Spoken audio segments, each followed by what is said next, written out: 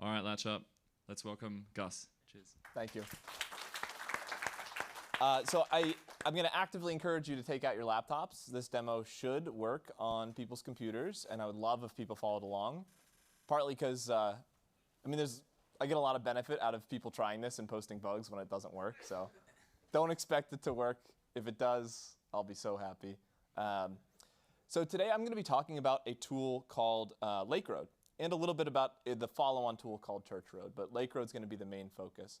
And what Lakeroad is a better technology mapper for FPGAs. And that's a big claim, but it's really just, we're targeting one very specific task, which is mapping to programmable primitives on FPGAs. So if you've ever, tried to map to like a DSP on a Xilinx board, for example, you may have encountered the fact that, existing tools can't often use the full features of those DSPs. And the whole point of Lakeroad is let's build a tool that can provably use all features of those DSPs. That's the whole point. So, let me, before I start, let me say two things. First, I am looking for jobs. So if anybody wants to hire me, I'm looking for jobs. Second, I would love for people to, I said this earlier, but I would love for people to try this out tomorrow as well at the Unconference. So particularly if you have an FPGA platform that's like interesting in some way, I would love to talk to you about it. I would love to try to get this working on it. We work on ultra-scale, Xilinx ultra-scale and 7 series and some Lattice stuff and some Intel stuff, but weird FPGAs or like your FPGA that you're building, or even something that looks like an FPGA but may not be, I would love to give it a try. Okay, with that, let's get started. This URL is what you're gonna wanna go to up here. So just, it's GitHub and then gussmith23/2025-latchup-demo. You can go ahead and clone that. It should just stay up on the screen for the most part, so you should see it. But that's what we're going to be following along. This stuff is all up here. You should be able to run it later. And I've got 30 minutes, right? I don't think I need the whole time, but 30 minutes. OK, so what are Lakeroad and Churchroad? And let's really just focus on Lakeroad for now. We'll talk about Churchroad later. But both of these are just open source FPGA technology mappers. And they're competitive with proprietary technology mappers. Vivado is really our main target. And we were really just taking out, like I said, one small slice of the technology mapping world. That's just mapping to DSPs. Really, really small, constrained thing that we're trying to do. So don't expect too much here. But we do that one thing, and we try to do it very well. So Lakeroad currently maps small designs to just one or two DSPs. And it was first described in this paper that you can check out. Maybe we'll look at it in a bit if you want to dive into the details, but I'm not planning on talking about the technical details right now. You can also watch the ASPLOS talk. It's about 12 minutes. It covers some of the details of the internals. It's pretty interesting. Churchroad, which we'll show a little demo of at the end. You can really think of Lakeroad as being a small, powerful subroutine. Churchroad is a more general purpose technology mapper compiler built on top of Lakeroad, and it calls Lakeroad as a subroutine. And ideally in the future, it will call small, powerful other subroutines like ABC or something like that. But again, we're just going to focus on Lakeroad for the first part of this.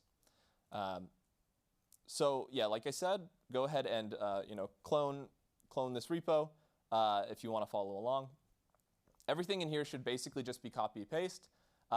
This demo is only going to work if you're on Mac or Ubuntu. Maybe other Linux will work. But I could only build Lakeroad and release Lakeroad for what's available on GitHub runners. So if you don't have a system on GitHub runners, it's not going to work. Sorry about that. OK, so let's dive in. What's the problem? And what are we trying to solve here? What's the actual problem? So let's imagine you are building a hardware design. You're targeting Xilinx ultra-scale. And you have the following submodule in your design. Let me zoom out a little bit so we can fit the whole thing in here. And it does what it's named. It just does a subtraction followed by a multiplication. So you can imagine a workload that this might be used in. I don't know, everybody does machine learning nowadays. Maybe you're doing some kind of machine learning accelerator. And so it does a subtraction followed by a multiplication, and it does it over three stages. So it's just a pipelined subtractor multiplier. And maybe that sounds like a fairly specific module, but if you know something about Xilinx FPGAs, they have these DSPs on them that accelerate specific types of programs, or sorry, specific types of designs. And they're really good at doing exactly this kind of computation. So if we look at the diagram for these DSPs, they basically have an adder subtractor followed by a multiplier followed by kind of this general ALU unit. And they do other stuff too, but it's really just, it's going to be able to implement things of that form. So if we can configure our DSP to select the subtractor here and use the multiplier here and just ignore the ALU, we should be able to build a subtractor multiplier. We should be able to map this design onto one of these DSPs. So the goal here is map this above Verilog onto a single DSP. Some tool, presumably, should be able to do that for us, right? It should exist. Guess what? This documentation, this is from Xilinx's documentation. Like they know what their DSP does. So you'd hope that Xilinx's tool would be able to do it, right? Well, we'll see. Okay, so let's go ahead and start with the ground truth, which should be Vivado. Vivado is Xilinx's tool for doing this kind of mapping. So assuming that you don't want to go and configure this DSP by yourself, like by hand, which, has anybody in this room ever configured a DSP by hand?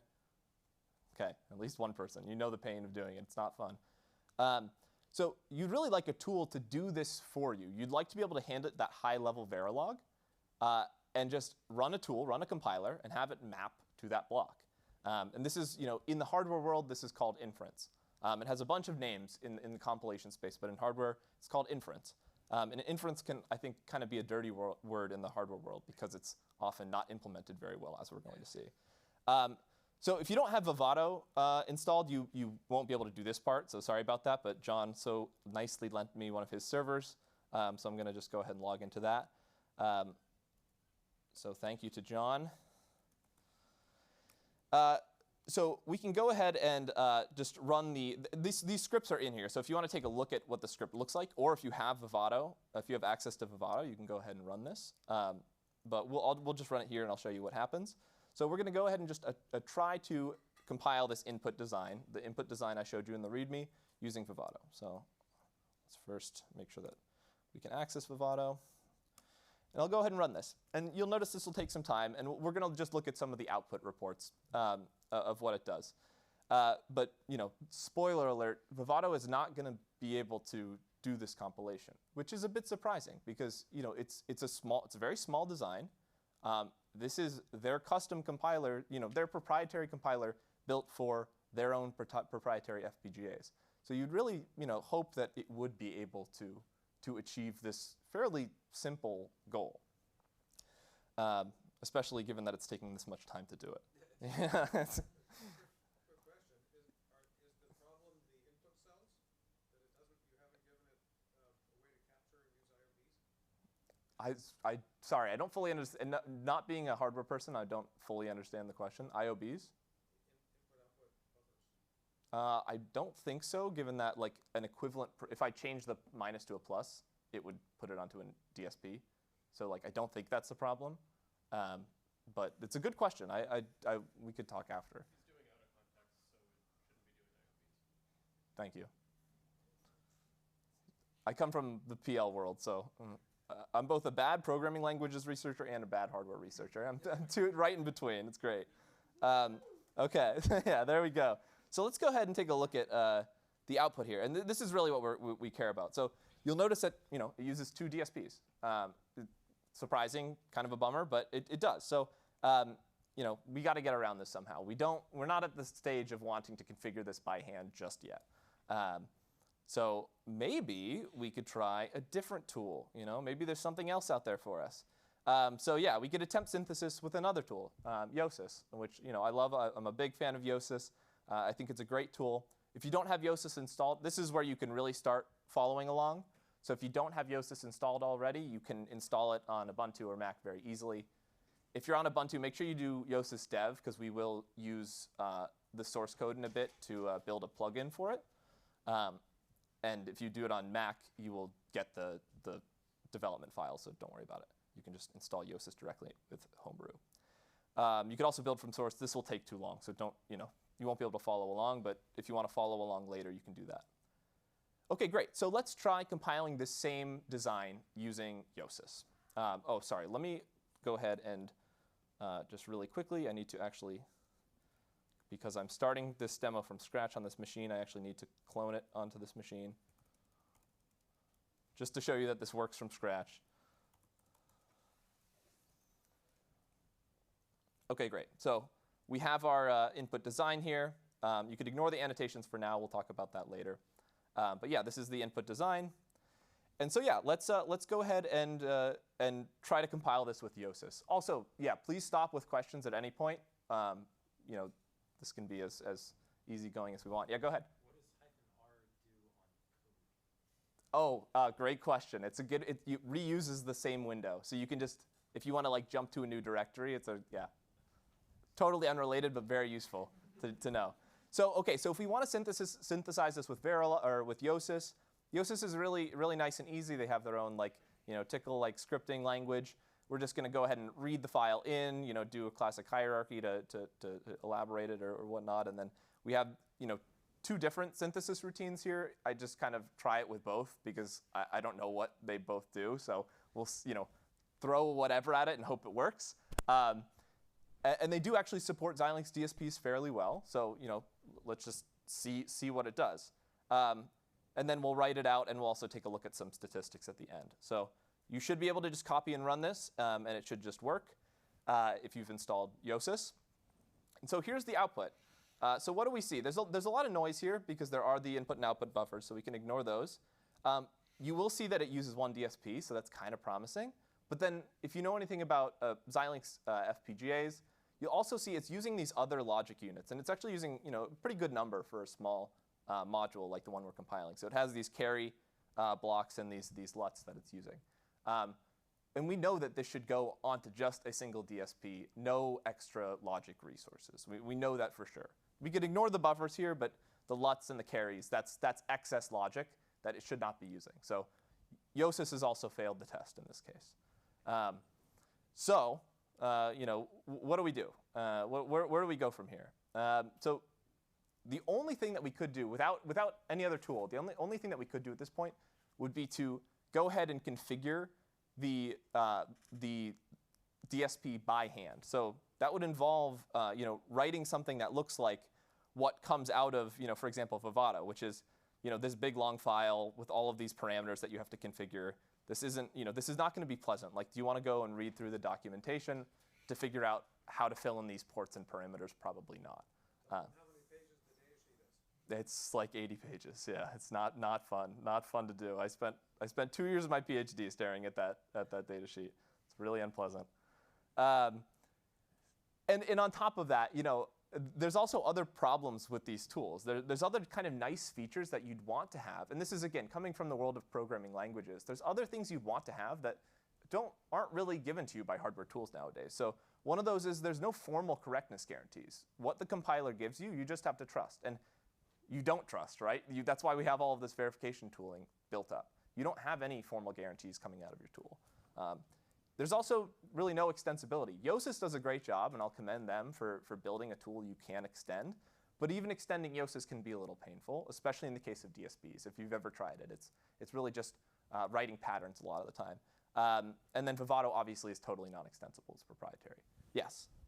There is a tool for Yosys that will formulate through a step before an optimization equivalent to a step after the optimization. Nice. OK. I believe it was done by Brigham Young University.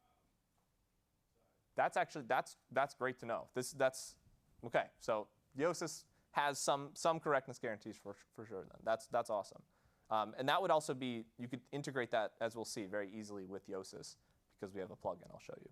OK, so but Lakeroad's going to come to the rescue here because we don't want to write this by hand, and we want a tool to do it for us.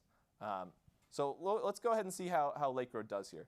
So I have done releases of this tool called Lakeroad. So you should be able to just download and use these releases on Mac and on Ubuntu. So I'll go ahead and do that on my Mac here. So you can go ahead and click this, take you to the latest release, which was, ignore the fact that this was 16 hours ago. Really taking it right below the wire. So Scroll down, find the appropriate, hopefully your combination of OS and architectures here. If it's not, I'm sorry, and you can post an issue about it, and we can get it figured out. But you should essentially just be able to download this and unpack it and run it. So I'll do that really quick here. So you're just going to unzip. And if you're on Mac, you also have to do run this activate script. I actually just stole it from the Yosys folks. It just kind of unquarantines the binaries. I promise there's no malware in here. At least there's no intentional malware. It is research code, which is kind of all just malware. So now we've got the release. And just, if you're following along, just a few more kind of like little cleanup quality of life things here. Let's make sure that Lakeroad's in our path before we go anywhere. So we're going to set this helpful environment variable. Go ahead and set that to just point that to the Lakeroad directory that you just unpacked. So I just have it as Lakeroad. That's where that's the folder that I unzipped. And then with that, you can also easily add Lakeroad to your path. This is obviously all stuff you'd put in your configuration, in your bash RC or whatever. And now you should be able to do, which Lakeroad, it's there, great. And you should be able to do Lakeroad help, which takes a startlingly long time. Again, like research code is malware. I have no idea why it takes so long to print out a help message, and that's a bug we'll figure out down the road, so don't worry about it. But yeah, so we've got Lakeroad now. It's accessible to us. Great. So the tool is there. Hopefully people have it running. Hopefully it works. If it doesn't, again, just post an issue and don't try to get it working. Just follow along with me here. If you're lost at this point, it's OK. Post an issue. We'll get it figured out offline. I don't want you to get too distracted from what I'm actually doing. OK, so let's just bring it back to what we're doing. We have this small hardware module. This subtract followed by a multiply. We're trying to compile it to a single DSP. We have tried 2 tools so far. They have both failed. So is there a tool that will succeed? Hopefully Lakeroad does. And this is a demo, so fingers crossed that it actually does. I've run this a million times. But so if you want to run Lakeroad from the command line, which is the clunky way to do it, you call something like this. And we can kind of take a look at you can get a sense of what Lakeroad's doing, maybe just from the command line arguments. So it is taking the input, and you're pointing to the top module, unsurprising. You also tell it the architecture, and you give it a flavor of what it's trying to compile to. So in this case, we're telling it DSP. But there's also some interesting things here, like pipeline depth, and these input signal specifications. And maybe this is giving you a flavor that you're actually giving Lakeroad some interesting semantic information about your design. You're not just pointing it to a file. You have to give it some additional information that isn't necessarily just stored in the Verilog itself. And that kind of gives a clue as to how Lakeroad works under the hood, something we can talk about at the end, but it gets into the deeper compiler level details. But Lakeroad is doing it is doing something kind of more semantically interesting at a lower layer here. So let's go ahead and copy this, and we're gonna run this command, and we're gonna see what happens. So the hope is that Lakeroad will complete, and we'll get out a file that uses a single DSP. It's not going to say anything here because I piped the output to a file. And we'll just go ahead and read in that file with Yosys and take a look at the statistics. So what does Yosys say? Great. It uses a single DSP and nothing else. Obviously, I haven't inserted any IO buffers or anything here, but we've successfully got this onto one DSP. Lakeroad comes with built-in Verilator support, so we could simulate this if we want and get some peace of mind. But I'm not going to run that here. So that's great. Lakeroad did the thing that we wanted our other tools to do, but they failed to do. And it was fairly easy to do. Like I said, this command line interface I think is pretty clunky, and you don't really want to be running this. So what would be ideal? Maybe you already have a flow, open source flow using Yosys. Well, can we integrate this easily into Yosys? Answer is luckily yes. We've built a plugin for Yosys. So I'll show you how that works as well. So if you want to run this part, you have to have like a full install of Yosys, i.e. the header files. So you can see if you have that set up fairly easily if you just run which Yosys config. should tell you that, like, it should give you a path to a binary, basically. So you can continue following it at this point if you have this binary on your system. The plugin source code is shipped with the release, and so we should just be able to run this make file and go ahead and build that plugin. If you don't know about Yosys plugins, they're really great. I mean, I'm a big fan of Yosys, a big advocate of Yosys. They have this plugin system where you essentially just build a shared library, and you load it into Yosys when you start Yosys. And that's all you need to do, and you can add your own passes really easily. It's great. You get full access to the RTLIL, and that's their IR. It's very, very useful. Highly recommend it for you. If you have a tool, integrate it into Yosys because it's easy to do, basically. So this should have built the plugin that we're going to go ahead and use. And so instead of using that cumbersome command line interface, we would really like to just kind of maybe add a few annotations onto our module, something like that, and then just be able to run Lakeroad from Yosys. So very, very minimal, ideally minimal input from the user. So these are the kinds of annotations that we're going to add to our design. So this is our subtract and multiply design. And what we annotate is just some of that information we passed on the command line. And there are potentially other ways to get this information as well. Annotations are just one way. Specifically something like pipeline depth, you could maybe infer, or you could use something like Rutsch's filament language and get it kind of in the language itself. There's a bunch of ways you could get this information. And here we also just mark some signals as special. We say, this is the clock input. These are data inputs. And then this is the output. That's obviously something we could figure out based on the fact that it's an output. But just for being exact here, we mark it as an output. So now we've as the user, all we really need to do is add these annotations in here. And then there's going to be a Lakeroad pass that we can run from Yosys. So let's scroll down here. So now how do we compile with Yosys plus the power of Lakeroad? Well, it's going to look very similar to our Yosys command before. We're just going to read the Verilog, call hierarchy. But then we have, instead of our synth Xilinx command, we have this Lakeroad command. So we can go ahead and you'll notice here as well that we load the module into Yosys with this -m flag. So that's the other special thing that happens here. But we can go ahead and run this, and what you'll see is basically the exact same thing happens. Yosys is calling out to Lakeroad. It assembled that command line call for us, and you see that we've now compiled to a single DSP. But we're kind of deep in the weeds here, but just to lift out 1 second, this now means you can download something, run one make command, and now Yosys has the power to compile completely to Xilinx DSPs. And so that's, we've essentially just immediately, I think, based on the numbers in the paper, I'm not sure if they're still accurate. I think you now essentially I can't even really give an estimate on how much more mapping capability Yosys has based on this, because previously its DSP support was fairly limited, and now this gives it pretty complete support for Xilinx DSPs, at least in these very small cases. So I don't have much time left. I can show you Churchroad very quickly. I think I have about 3 or so minutes. I can run this, but I won't wait around for you guys to do it.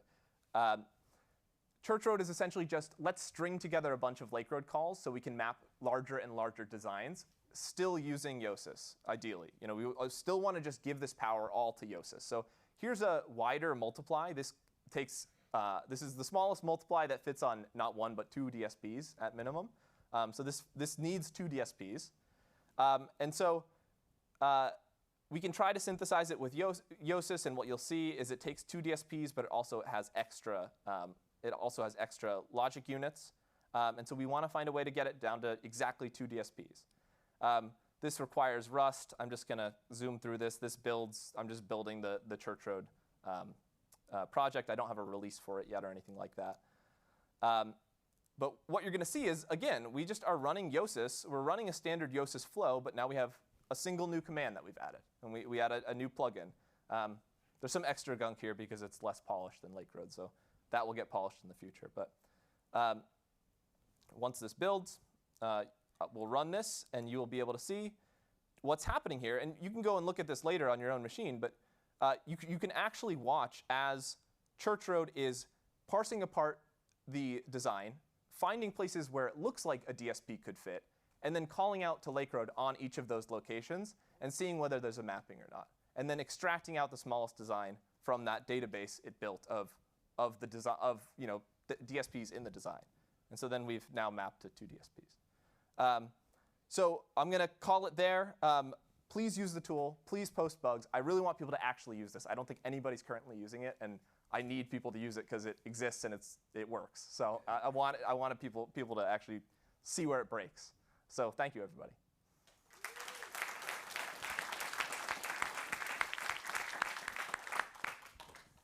Nice one. Oh, talk over there. There's a mic at the back. Maybe you can pass that over. It's more optimal. Thanks for the talk. So for Churchroad, have you tried running it on big existing code bases and seeing what happens? No big existing code bases yet. I'm still kind of building bigger and bigger examples. But so in theory, so with Lakeroad, it was kind of a hopeless, there's just no way. You just can't run it on a large code base. It doesn't kind of make sense from a lower level standpoint. With Churchroad, I guess I'm lying to you. I have been able to basically import a large design into our underlying IR and find DSPs inside of it. So that does work.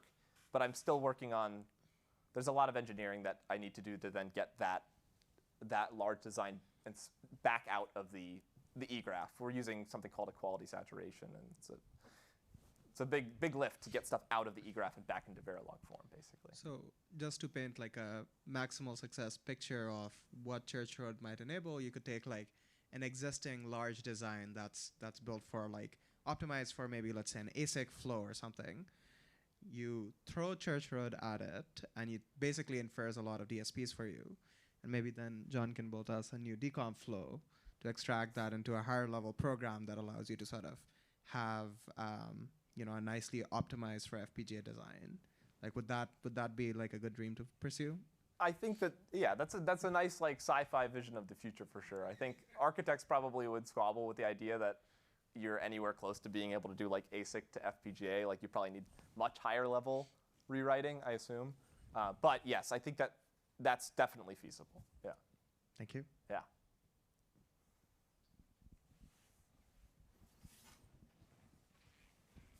If Lakeroad immediately crashes and burns on our non-Ubuntu systems with your Ubuntu release, should we report that as an issue? Yeah, definitely. Yeah. Okay. I don't. Yeah, we can talk offline. I have to figure out how to do builds for other Linux. I don't know how to do it, so Fair. We'll figure it out. I'm curious about the egglog and using egglog. I've heard some people say ABC is incredible with its optimization of what it does, but people are talking about trying to use egglog for what ABC does. Yeah. Do you see that as viable, having used that? And yeah, what's the memory use like with equality graphs?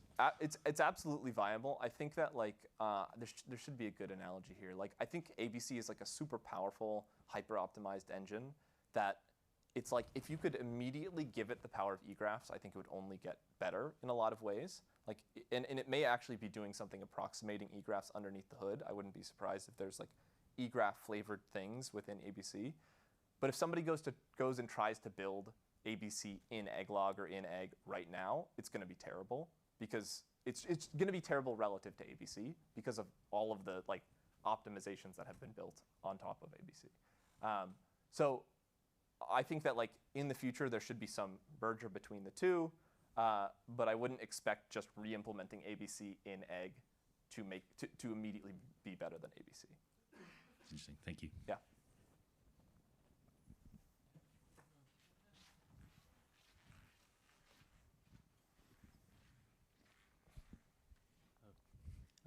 First, I'm not a fan of Vivado, but I did see that on the forum, developers of Vivado said they have already fixed the problem of DSP inference. So I don't believe them. I genuinely don't. This is 2024 Vivado that I just ran it on.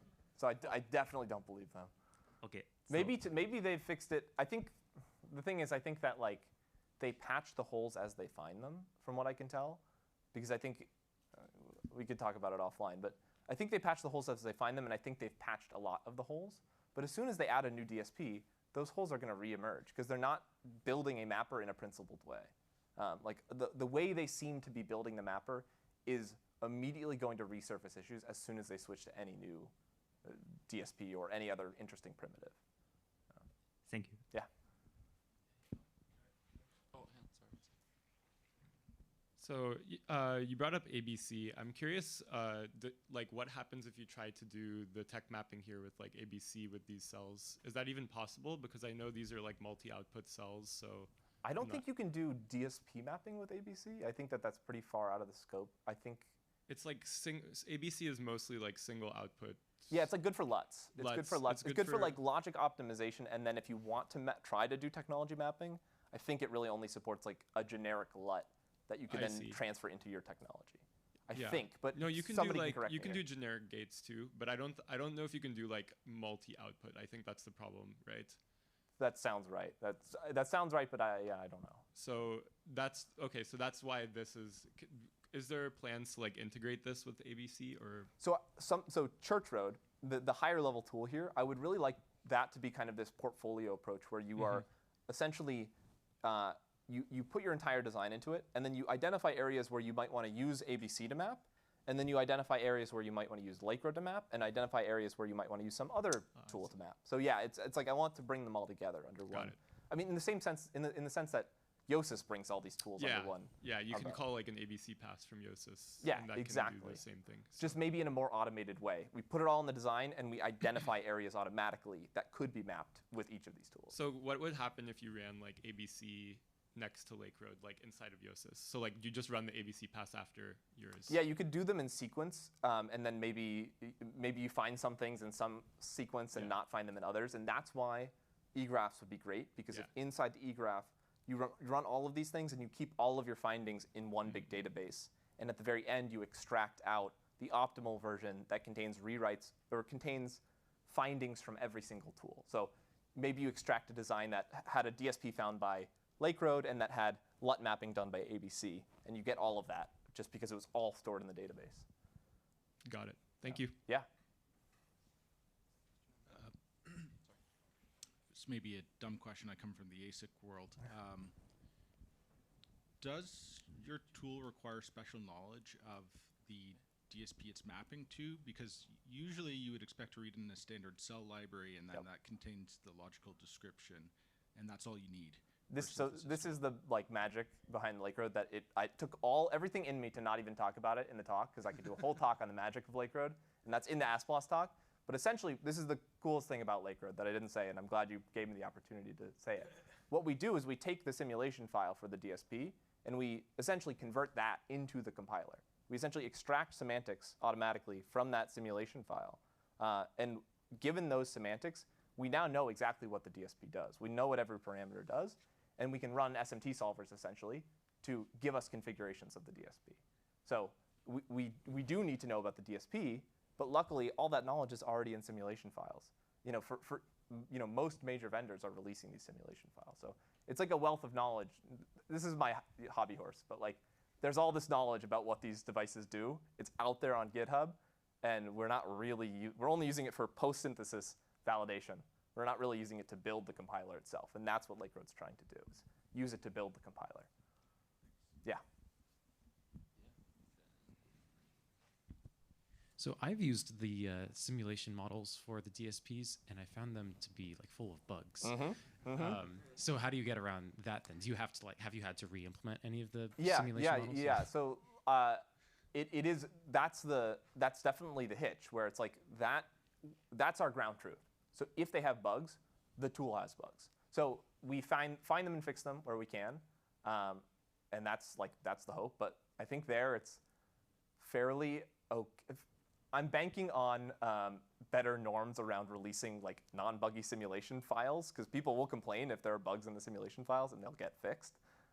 Maybe I can't bank on that, but I'm not too concerned, considering I think it's okay to hold simulation files as ground truth if they're released by the vendor. That seems like a reasonable assumption that they should be correct, and if they're not, then the vendor should fix them. I'm okay like leaning on that assumption. But great question, yeah. Alrighty, we'll have to leave it there. Thanks very much, Gus. Appreciate the talk. Thanks, everybody.